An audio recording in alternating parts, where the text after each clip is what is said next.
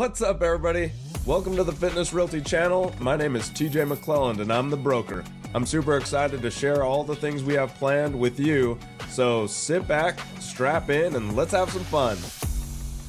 What's up, everybody? My name is TJ McLelland. I'm the broker of Fitness Realty, and I am here to share with you episode 47. I cannot believe we are that far along in episodes, so I just really want to say how grateful I am for your support and your continued listenership. So I really, I'm just grateful. So I wanted to say that and make sure that you know that I'm thankful for everything that you guys do for us.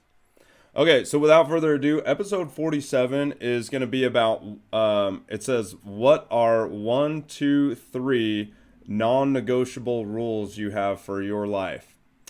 So this is going to be kind of personal. Hopefully it's some fun, and hopefully I share something interesting with you guys. So first up, rule number 1 is live your best life. I don't really know what that means in the all-encompassing purposes for that. I feel like that is such a big topic, right? Living your best life means so many different things to so many different people, and so I can't hone in on that for everyone, but I want to share some stories that I have. First, I've shared a lot about, maybe I haven't shared too much about it, but I have been deployed to Afghanistan 3 different times. Every time while I was over there, it was a little less scary than the first time. It seemed like the first time that I went over there, it was super scary. It was more chaotic. There were more mortar fires. There was more risk, I guess. I'm trying to find the words for it, but my first time flying into Afghanistan, I really felt like I didn't know what was going to happen, and so I knew that I had put my name on the dotted line, and I knew that I was over there for a reason, and I knew that I was there to support our country and our mission abroad, and so I was up for the challenge, and I was definitely interested in making sure that I came home safely, of course. But while we were there, you just don't know what could happen, right? You could get hit by a mortar one day. You could get hit by a rocket one day.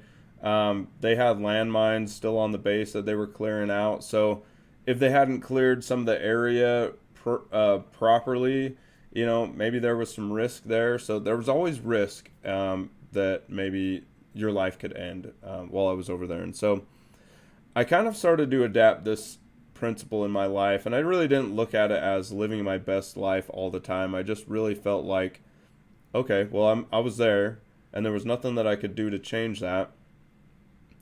And so I was just going to make the best of it. So I shared that experience, or I hopefully I share this experience with you guys, that sometimes you're in a crappy scenario, right? The situation just isn't what you wanted it to be, or you're in a scenario that you had no control over. And so I feel like once you've adapted to you have no control over that, then you can change your attitude about that. And so while I was there, of course we got mortared. I didn't ever take any mortar fire, of course. The base just got mortared quite a bit. But I was surrounded by other people that were my friends. We really made connections. And still to this day, one of my best friends, he lives in Texas. You guys have heard him before. His name's 09. But still to this day, I made a connection with somebody there, and me and him have just been best buds since then.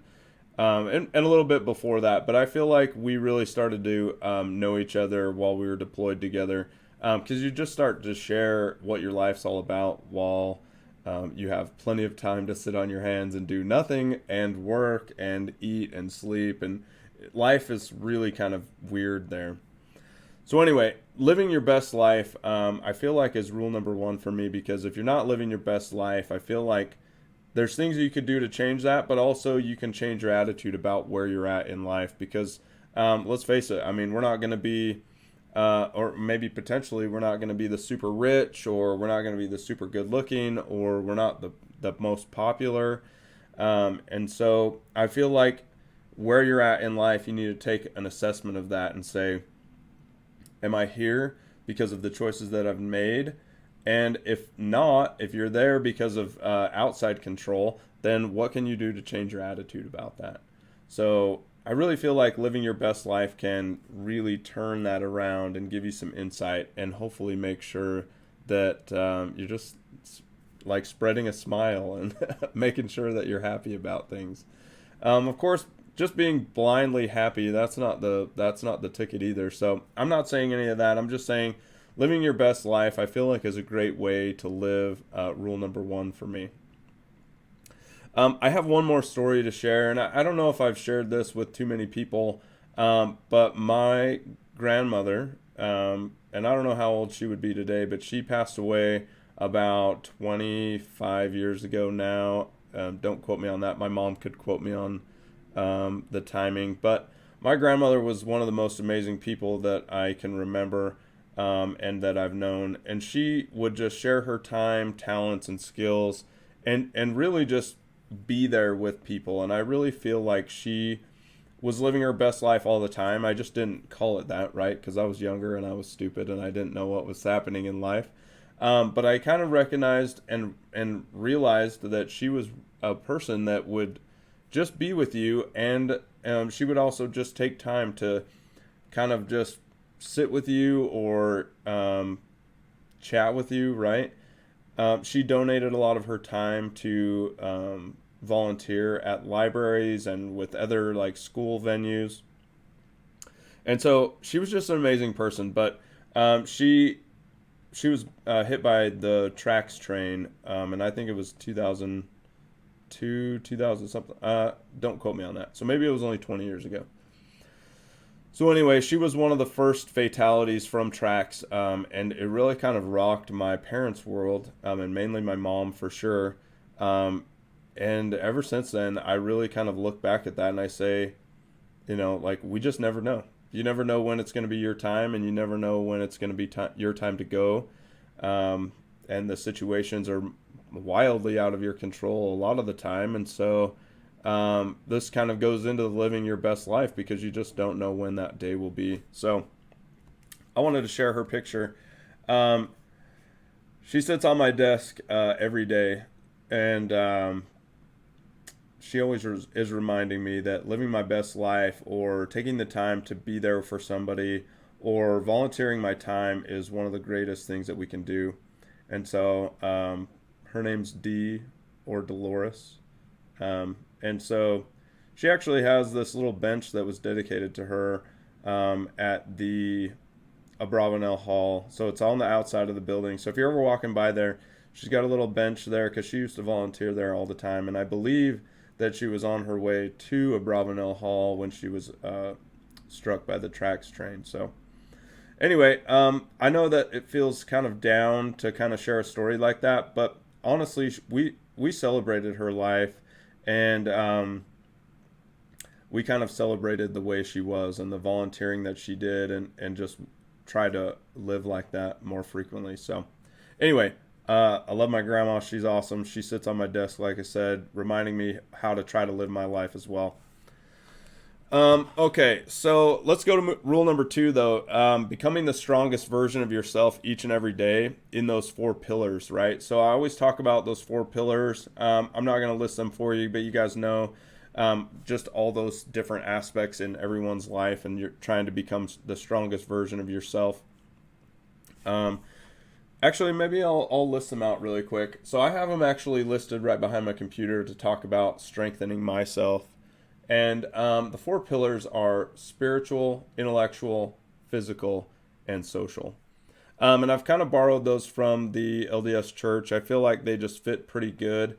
Everybody's got their pillars that you could say, so you could drop one if you'd like and have 3 pillars or whatever. Doesn't matter about that. What I'm saying is pick some pillars that you want to become the strongest version of yourself, and do that each and every day. So I'm a person out there. I love to lift. I like to do karate. Now, of course, I've been doing it for about 3 years, but I like to be active. And so that one feels like the easiest one for me. But I also try to strengthen myself in the spiritual realm, social realm, and the intellectual realm as well. I just don't have as many goals geared towards those because I think that my mind just kind of goes towards the physical side. So anyway, but I love to encourage everyone around me to become the strongest version of yourself. And that means something different to everybody. So I hope you're out there trying to do that, because it's just amazing what your mind can tackle and then help your body overcome. And then vice versa. Sometimes your body's just doing the things that each and every day that it knows, and it helps your mind kind of cope with that. All right. I feel like moving forward each and every day like that is super valuable. And I feel like this is all a progressive test for us, and so I feel like if you're not doing that each and every day, you're always regressing, right? If you're not progressing, you're regressing. So there's no stagnant point. And I feel like if you live a life full of trying to become the best version of yourself each and every day and not weighing it next to somebody else, then you'll feel like you've lived a fulfilled life. I feel like that will be something that you could look back and say, I really did my best, and I did what I did the things that I wanted, which can also help you live rule number 1, living your best life. All right. Number 3, really, really fast, because then I got to close up and do a meeting. I always like to live by the rule of doing what you say and saying what you do. I feel like in society we've really lost that.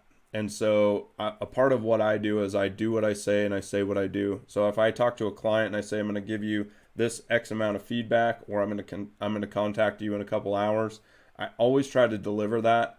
It is a big principle to me to make sure that I'm on top of that and delivering.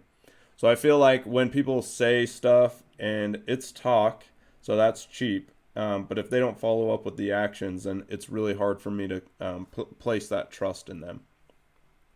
So hopefully you guys know that about me. I really try to deliver on what I say. So if something's on here and you're like, hey, you didn't deliver that, call me out on it, because I want to know what it is and I want to make sure that I'm doing better. Okay, so those are my three rules. Really quick recap. Live your best life. That one's my favorite. Become the strongest version of yourself each and every day for rule number 2. And then rule number 3 is doing what you say and saying what you do. All right, we'll see you guys later. And that's a wrap. Thank you so much for supporting us. We'll see you next time, and we love you. Later.